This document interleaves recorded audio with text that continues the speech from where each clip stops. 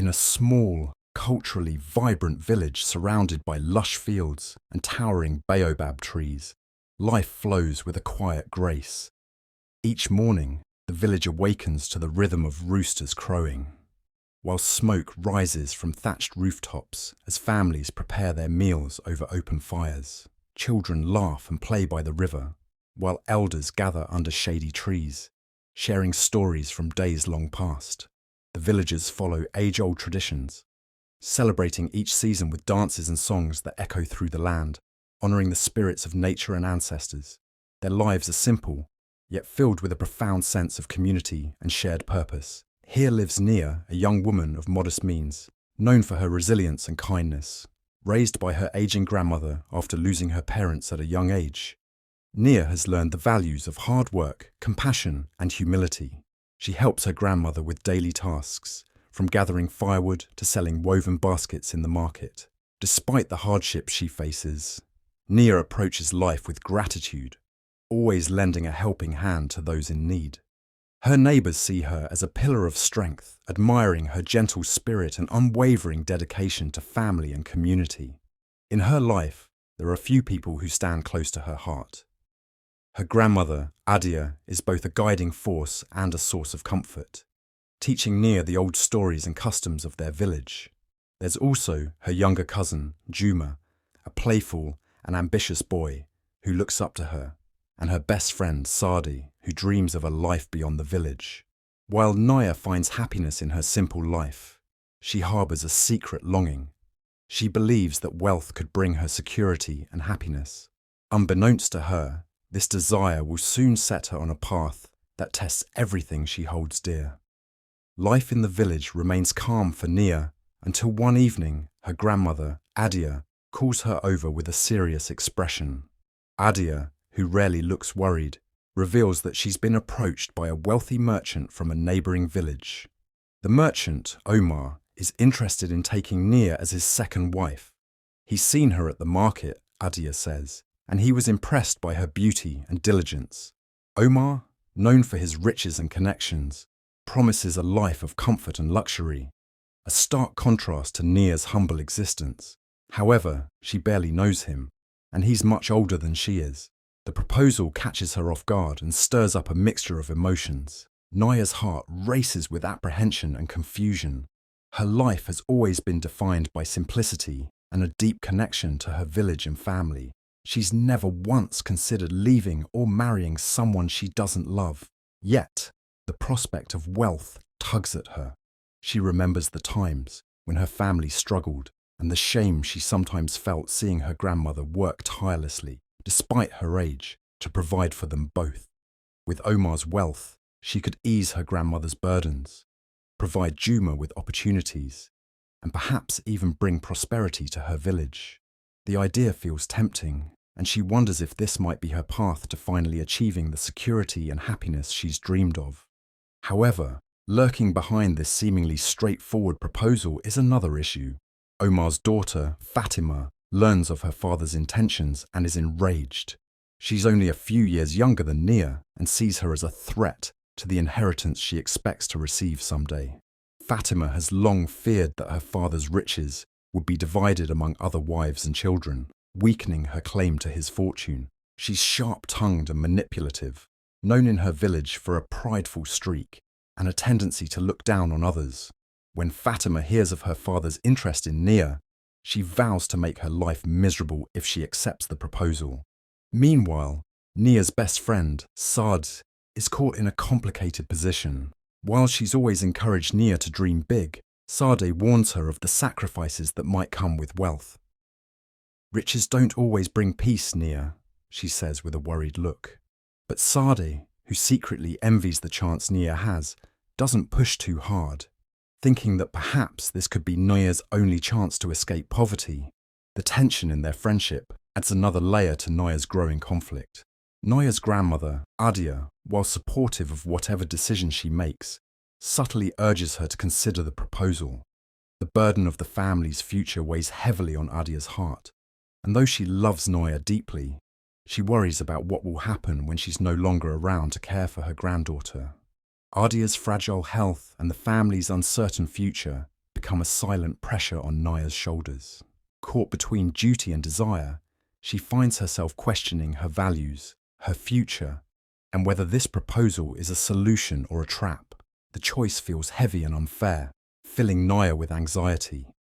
Part of her fears that if she doesn't accept, she might be condemning herself and her family to a life of hardship. Another part recoils at the thought of marrying someone she barely knows, who comes with complicated family dynamics that she'll inevitably become entangled in. As the days pass, Nia's once peaceful life becomes clouded by a growing inner conflict. Torn between the safety and stability of wealth and the love and freedom of her village life, Nia's heart aches. She's afraid of making the wrong decision, but also recognizes that this might be her only chance to provide for her family. Ultimately, she faces a painful choice: accept Omar's proposal and pursue the security that wealth promises, or stay true to herself and remain in the only life she's ever known. Little does she know that whatever path she chooses, her life will never be the same again. Once Nia accepts Omar's marriage proposal, her life transforms rapidly, and not in the way she had envisioned. The small village that was once her sanctuary now feels distant as she prepares to leave her family behind. On the day she moves to Omar's estate, she tries to console her grandmother, Adia, and her cousin, Juma, with promises of a brighter future. However, a sinking feeling settles in her heart as she parts from the only home she has ever known. Omar's home is lavish compared to her village dwelling, yet it feels cold and unwelcoming. His estate is grand, surrounded by high walls and filled with servants who barely acknowledge her presence. Omar himself is distant, often away on business, leaving Naya alone to navigate this unfamiliar world. She quickly discovers that wealth does not offer the warmth and companionship she had cherished in her village. Worse still, her stepdaughter, Fatima, wastes no time in making her disdain known. From the start, Fatima treats Naya as an outsider, often muttering snide comments or criticizing her modest background. She looks for ways to humiliate Nia, pointing out her lack of sophistication and her unfamiliarity with their luxurious lifestyle.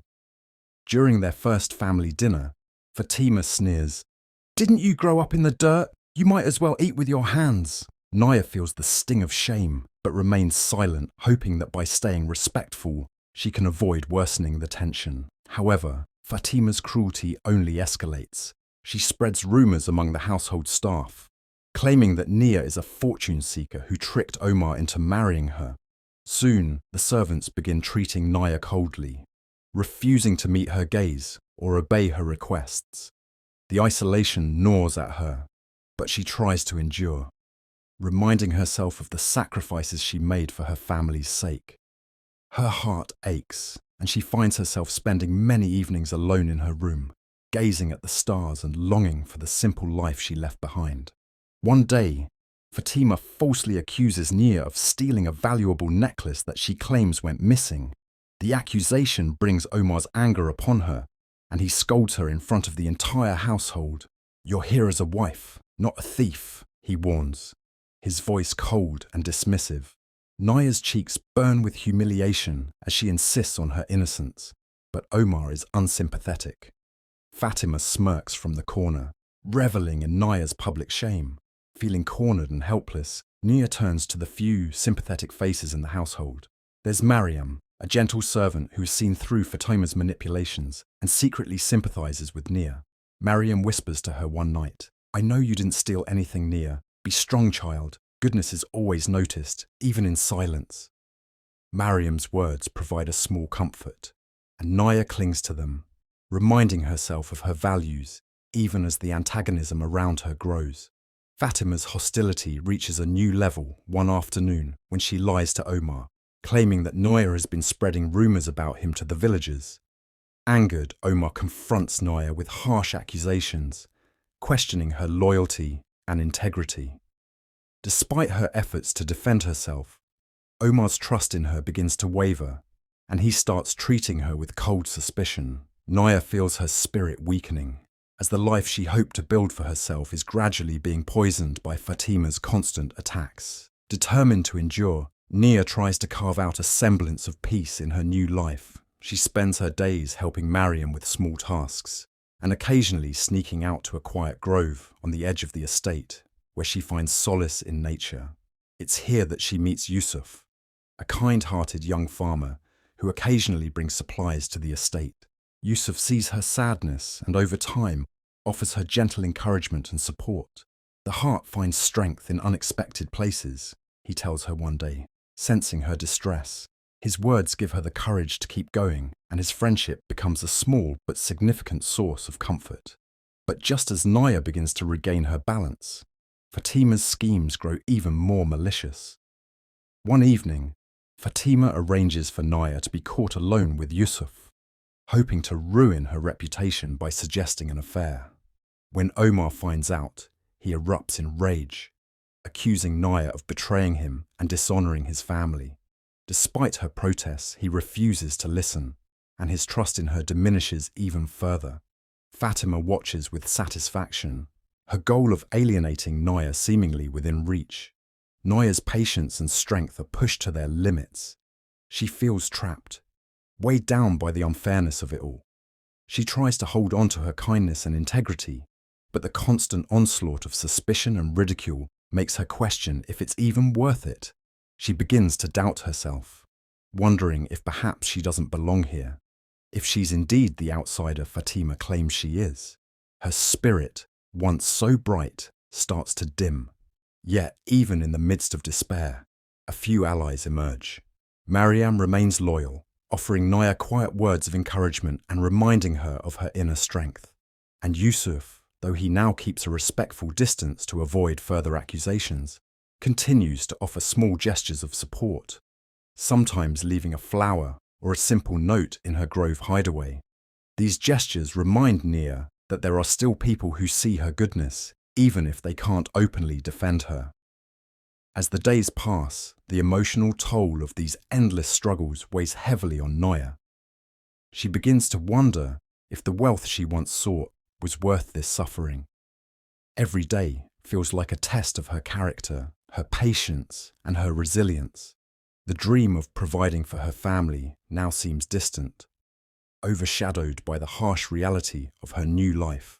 But through it all, Naya holds on to the hope that things might change, that her truth will eventually be recognized. Despite Fatima's cruelty and Omar's coldness, she refuses to let her spirit be entirely crushed.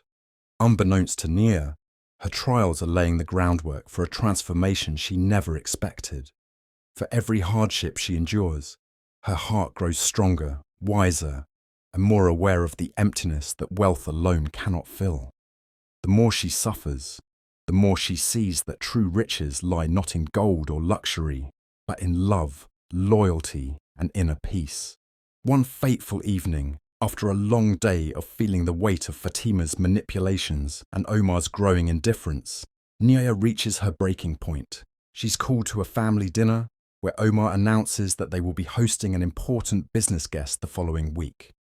Fatima, ever eager to remind everyone of her superiority, dismisses Nia's presence, claiming that she doesn't know how to behave in high society. The words sting, but Naya remains silent, her hands clenched tightly in her lap. When the dinner ends, Fatima smirks at Nia and mocks, "You'll never belong here. You're just a country girl who got lucky." That night, as Nia retires to her room, she discovers that a precious item she had brought with her from her village, a simple, handmade necklace her grandmother gave her, is missing. Panic rises in her chest as she searches every corner of her room, but it's nowhere to be found. When she tells Omar, he immediately accuses her of misplacing it, dismissing her distress with a wave of his hand. But Naya knows it was stolen, and deep down, she knows who is behind it. Fatima's cruel streak has crossed a line. The next morning, Naya confronts Fatima, trying to remain calm and composed. "Fatima, I know you took it," she says, her voice trembling. "Please, just return it to me." Fatima, with a cold smile, denies everything and threatens to have Nia removed from the house if she dares to accuse her again. In that moment, the reality of Naya's situation crashes down on her. She is powerless. Every attempt to stand up for herself only brings more suffering, and no one, not even Omar, is willing to listen to her. She feels completely alone. The sense of isolation becomes overwhelming. She thought wealth would bring her happiness and security, but it has only stolen her peace. In this new life, she is surrounded by opulence, yet there is no warmth, no kindness, and no sense of belonging.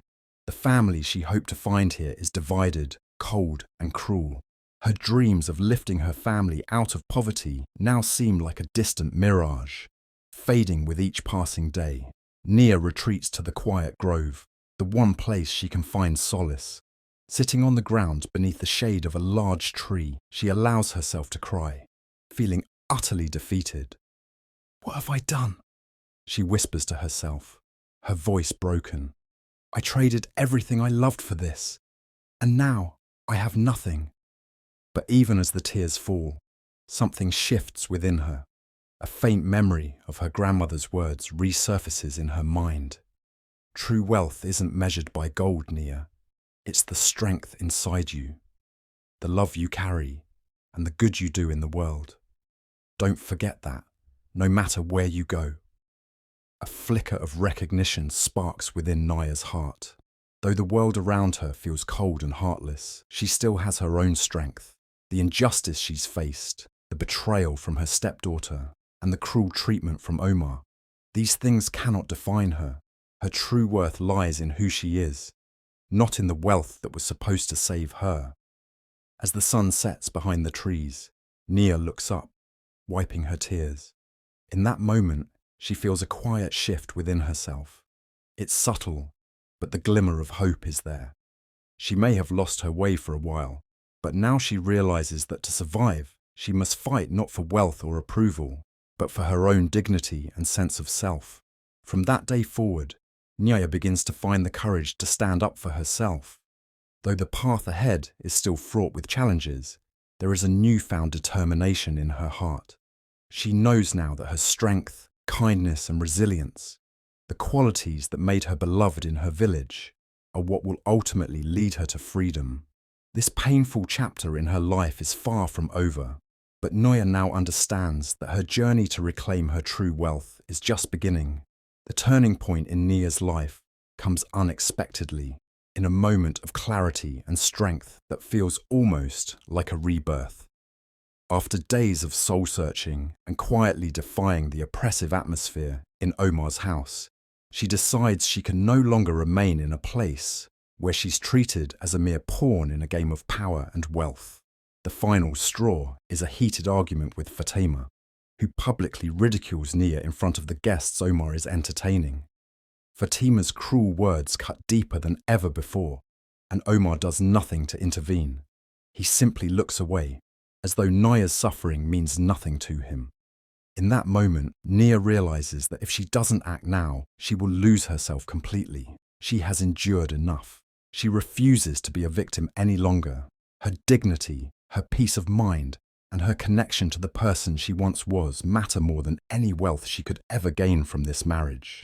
That very night, as Omar and Fatima retire to their respective rooms, Nia gathers her belongings in quiet determination.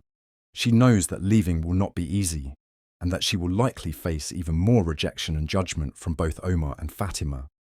But she also knows that she cannot let herself be swallowed by the darkness of their manipulation. She cannot allow herself to be defined by their cruelty. In the silence of her room, she slips out into the night, the weight of the decision both heavy and liberating. Nita's journey is not without its challenges. With no home to return to, she's forced to take refuge in the village once more. She heads for the grove, where she had found solace before, unsure of where to go next, but knowing she has to trust that the road will open up for her. When she arrives at the grove, a familiar face awaits her. Yusuf. He's been searching for her since the day she left, and when he finds her, he's shocked but relieved. "I've been worried about you, Nia," Yusuf says gently, his face softening as he reaches for her hands. "I knew you didn't belong there, but I also know you're stronger than this. Come with me, we'll rebuild together." Before Nia can respond, Yusuf reveals something she never knew.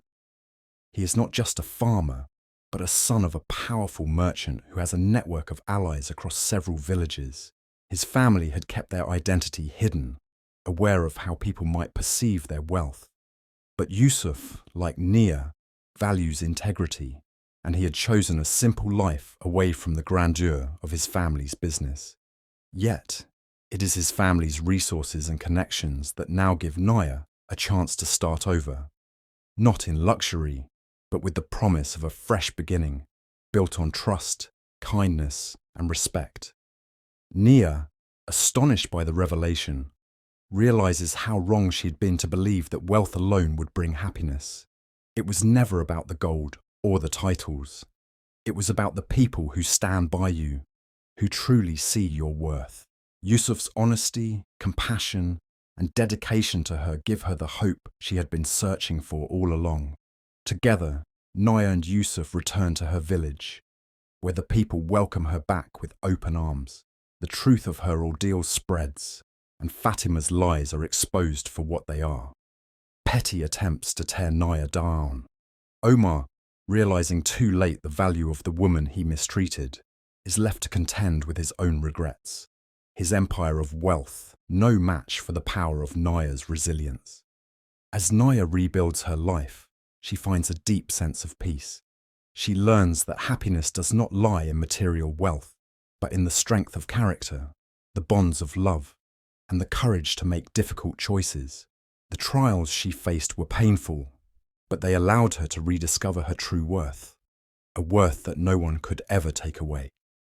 With Yusuf by her side, Nia embarks on a new chapter, one that is grounded in love, integrity, and the richness of the human spirit. In the months following her departure from Omar's home, Nia's life begins to transform in ways she had once only dreamed of. Settling back in her village, she finds herself surrounded by the love and support of those who truly value her. With Yusuf by her side, she rebuilds her life from a foundation of mutual respect and trust.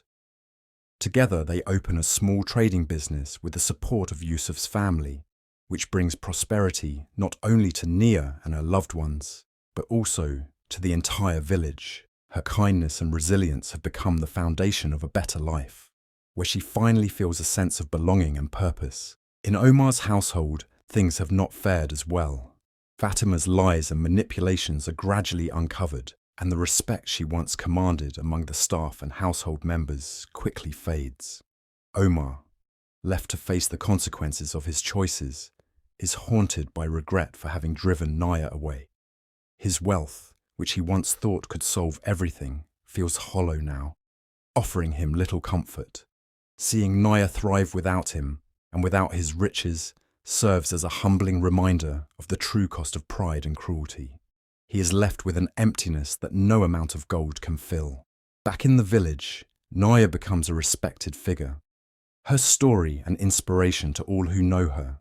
She uses her experiences to guide others, especially young women, reminding them that their worth is not defined by wealth or status, but by their values and the strength within them. Yusuf remains her steadfast partner, and together they nurture the community, creating a legacy of compassion and integrity. The villagers often repeat the wisdom Nia's grandmother taught her, which has become a saying in their community: true wealth is the goodness you carry within, for that is what will bring peace and love into your life. Nia's journey is a testament to this truth.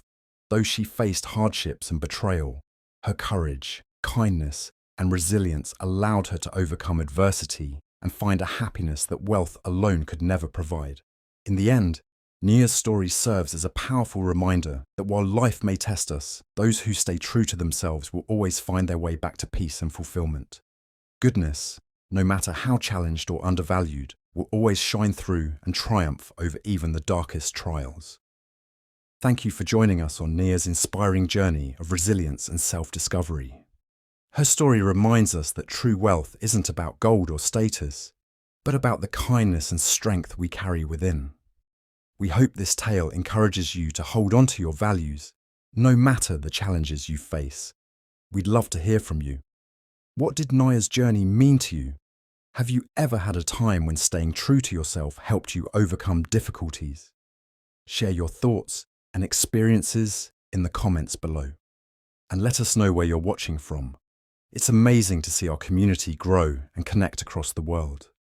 Don't forget to like, share, and subscribe to hear more stories that uplift and inspire. Together, let's keep the spirit of resilience and kindness alive.